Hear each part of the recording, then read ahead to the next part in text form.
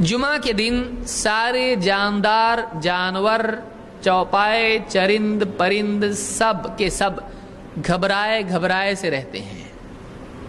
क्यों भाई, क्या मसला है? आइए उसको भी देखते हैं। अल्लाह के रसूल सल्लल्लाहु अलैहि वसल्लम फरमाते हैं, वमा मिन दाब्बतिन इल्ला वहिय तफ़ज़अु यौमल जुमा, जो भी जानदार है वो जुमा के दिन घबराया घबराया रहता है। इल्ला हादैनि थक़लैन, सिवाय इन दो बोझों के।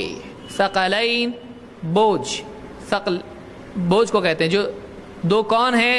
बड़ी कौमें, एक इंसान और दूसरे जिन्नात। एक इंसान और दूसरे जिन्नात। इल्ला हादैनि थक़लैन, सिवाय इन दो जमातों के, गुरोहों के, मखलूक़ात के। अल-जिन्न वल इंस, सिवाय जिन्नों के और सिवाय इंसानों के। इनको छोड़ के सब जुमा के दिन क्या होते हैं? घबराए से रहते हैं।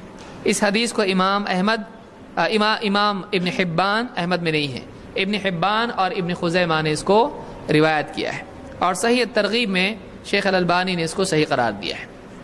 तो इससे मालूम होता है कि जुमा का दिन जब भी आता है, सारे जानदार सिवाय इंसान और जिन्नात के घबराए से, सहमे सहमे से रहते हैं। क्यों ऐसा? क्या वजह उसकी है? इसकी वजह हम देखते हैं। मुस्लिम की रिवायत में अल्लाह के रसूल सल्लल्लाहु अलैहि वसल्लम फरमाते हैं, वला तक़ूमुस्साअतु इल्ला फ़ी यौमिल जुमा, वला तक़ूमुस्साअतु इल्ला फ़ी यौमिल जुमा। क़यामत अगर कायम होगी, क़यामत जब कायम होगी तो जुमा ही के दिन कायम होगी। क़यामत का दिन भी कब है? जुमा ही के दिन है। ये मुस्लिम की रिवायत है। एक दूसरी रिवायत में आपने फरमाया, वो फ़ीहि नफ़ख़तु व फ़ीहि साक़तु, जुमा ही के दिन सूर फूंका जाएगा, और जुमा ही का दिन होगा जिसमें सारी मखलूक़ात बेहोश होकर गिर जाएंगी। इसी दिन सब बेहोश हो जाएंगे। तो ये मुस्नद अहमद, अबू दाऊद, नसई और इब्न माजा, इब्न हिब्बान, हाकिम की रिवायत है, और ये सही रिवायत है। तो इस रिवायत से मालूम होता है कि क़यामत का दिन भी कब आएगा?